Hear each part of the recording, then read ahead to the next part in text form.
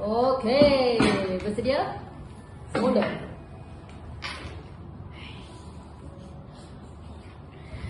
Okey, mengikut kita punya topik hari ni, diagnostic accuracy kita. Terus kan kat dalam ni point dia ada understanding and using sensitivity, specificity and predictive value. Ya. Jadi mengikut kat sini, okey, kita kena tahu apa tu diagnostic test. Gold standard, sensitivity, specificity, NPV, PPV, apa lagi ada? Likelihood, benda-benda ratio semua tu dah. Okey, sekarang kita macam kita tengok balik apa benda tu satu-satu sebenarnya.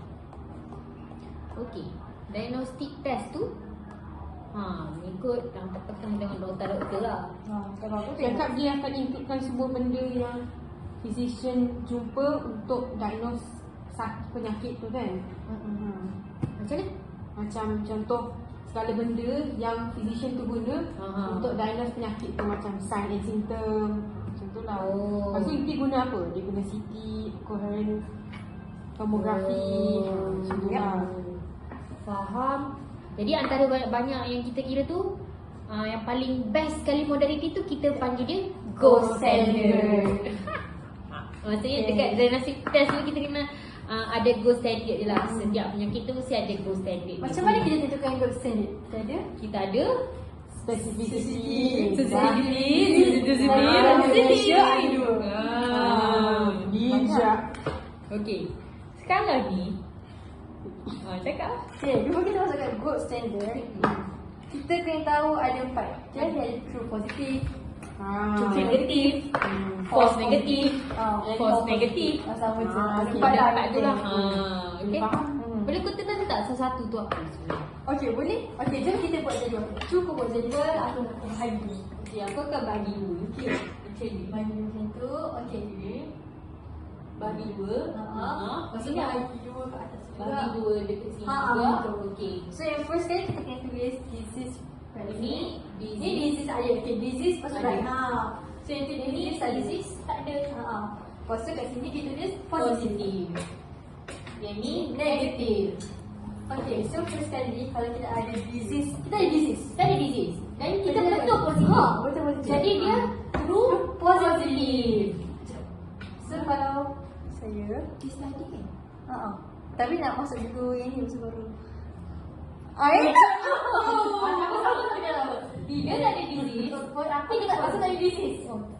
Kau tak ada disease. Oh, kau tak ada disease. Contoh. Dia tak ada disease. Tapi dia positif. Dia tersalah. Ni maknanya false Positif. Positif. Ni dinamakan juga dengan miss ke wrong? Wrong diagnosis. Okay. Okay. Yang ni, dia ada disease tapi dia negatif. Jadi dia True negative. dia false negative. Ni Maksudnya misdiagnose. yang ni. Ya, dia boleh. Dia ada disease. Tapi dia negatif. Maksudnya dia okay, sekarang kita dia tak ada disease tapi dia negatif. Negatif juga. Jadi dia memang true negative. Maksudnya dia memang betul lah dia tu tak ada penyakit. Sekarang ni dia ada penyakit tapi dia negatif. Maksudnya doktor tu salah. Dia misdiagnose. Dia tak detect penyakit tu. Betul? Jadi dia ada punya konsep dia. Kini tu dari segi signs and symptoms lah kan, untuk yang macam false ni. So baru kita mesti misdiagnose, awak simptom ni. So dah Dari disease sign ni. symptom dia boleh dapat positif ke Ya, sign betul. gitu. Gitu. Betul. Cuma daripada sini kita boleh cari dia punya specificity dan Sensitivity dia. Okey, sekarang kita tengok macam mana kita nak kira dia punya specificity dengan sensitivity. Sebelum tu nak tahu dulu apa sensitivity dan specificity. Boleh awak Yang terangkan? tahu lah sebenarnya sensitivity ni ability untuk test tu classify classify benda tu betul ke tak. Dia ada disease. Itu sensitivity. Kalau specificity Specificity tu maksudnya ability untuk of a test to correctly classify and Betul. Kan ini saya tak apa.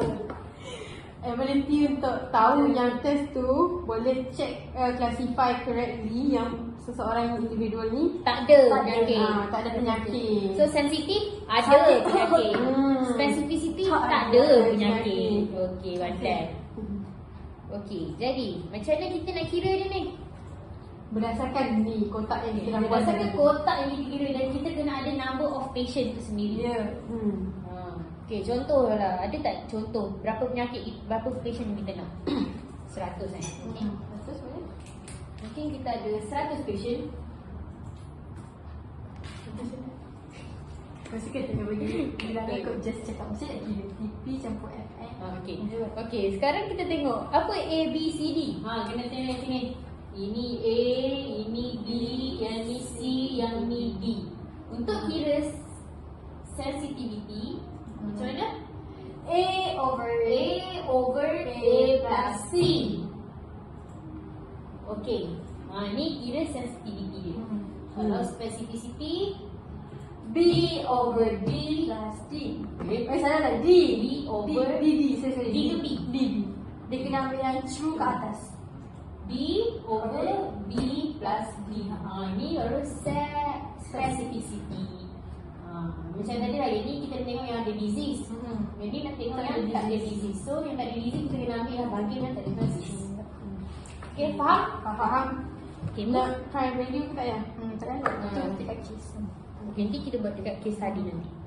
Okay, sekarang move to PPV pula.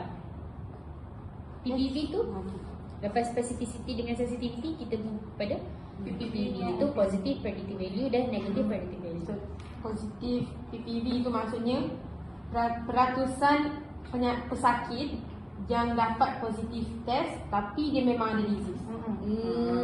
Dia dah sakit dan dia memang positif. sakit. Kalau peratusan lah, kita nak peratusan kalau PPV ni. NPV? Kalau NPV, peratusan untuk pesakit yang dapat negatif test Dan tak ada. tapi tak ada disease. Maksudnya dia memang Macam dia tak boleh SSD lah. 50-50 lah. Dia memang kena 100-100. Kalau dia negatif, dia mesti tak ada macam disease. True negatif dengan true positif. Tapi Macam- dalam amount of peratusan. Faham. Okay. So dia ada equation dia juga kan? Ada? Kalau Kalau PPV A Meningkat pula. Oh macam ni eh? Itu. Ini macam positif, positif. Betul? So kita nak tengok. Positif. Okay, so PPV apa? A bahagi A plus B. A plus B. Okay, kalau NPV D C ke? C. Kan C kan? Sorry D. Sorry. D over C plus D. C plus D. Dia yang sensitivity, specificity, PPV, NPV. Yang atas tu mesti yang true. True. PPV dan PPV.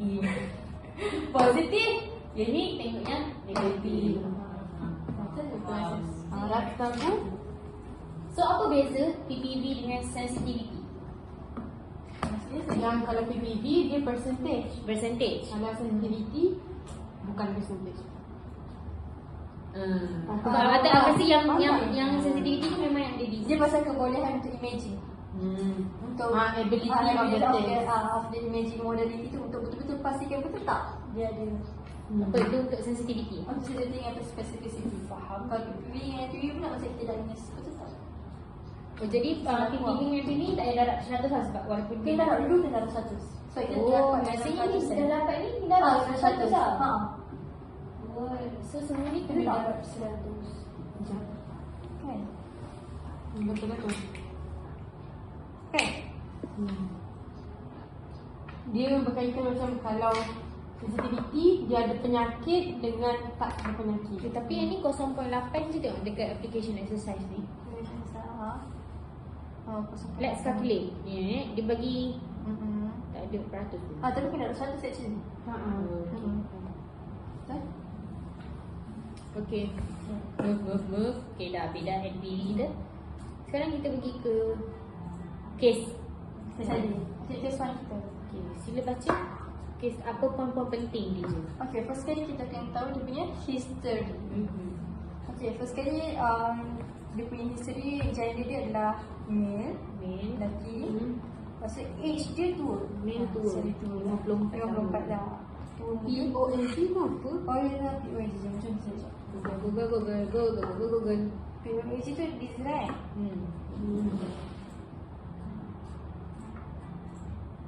PONG tu primary apa? Penyakit lah. Apa angle glaucoma?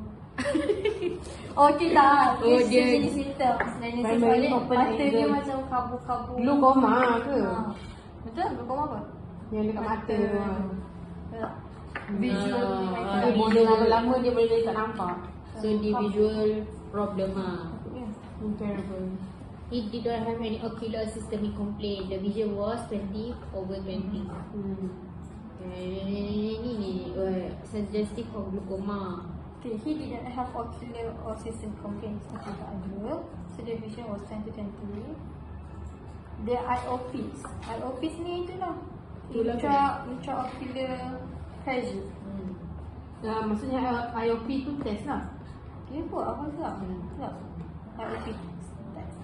Jadi tu lah with this IOP and Van Herrick test. So dia ada dua test lah, IOP and Van Herrick test. A diagnosis of PONG becomes unlikely. Maksudnya Tak dapat dikesan lah. dia macam dia buat dua test tu tapi Tak tahu apa benda. orang tu ada PONG tu masih tak sure lagi. Let us examine the ratio specificity of IOP. Dia bagi kerja lah. Poin penting 90%. That in itself is not enough for her SPP. Macam Maksudnya specificity that in itself is not enough for specificity tu. SPPIN. Super search SPPIN topics. Tapi ni pun dia bagi untuk Van Herrick blood test 85%, which is IOP lagi spesifik berbanding Van Herrick. Spesifik tadi yang positif tu negatif. PPI ni dia kata when specificity is high, a positive test rules in the case. Maksudnya kalau kita punya specificity dia tinggi, Maksudnya lagi positif dia kebarangkalian untuk positif tu lagi tinggi lah. Okay, which again it's not much. Maksudnya walaupun dia dapat 90% specificity, tapi still belum cukup untuk rule out that diagnosis. belum sampai lagi SPPIN dia. So yang dia kata IOP tinggi, Van Herrick pun tinggi, tapi dia dua tu tak boleh nak rule out dah kan. Dia maksudnya kata Masih belum boleh tentukan sama ada memang dia penyakit tu atau tak. So dia kata kat situ, however, the two tests can be combined to increase the specificity. So kita kena dua-dua tu untuk lagi sure dia tu ada penyakit tu tak. betul ke? Satu tolak. Satu tolak special test mandar, satu tolak special test tu. Ni macam likelihood ratio tu. Nah, kelas dia dapat this combined specificity of 98.8%.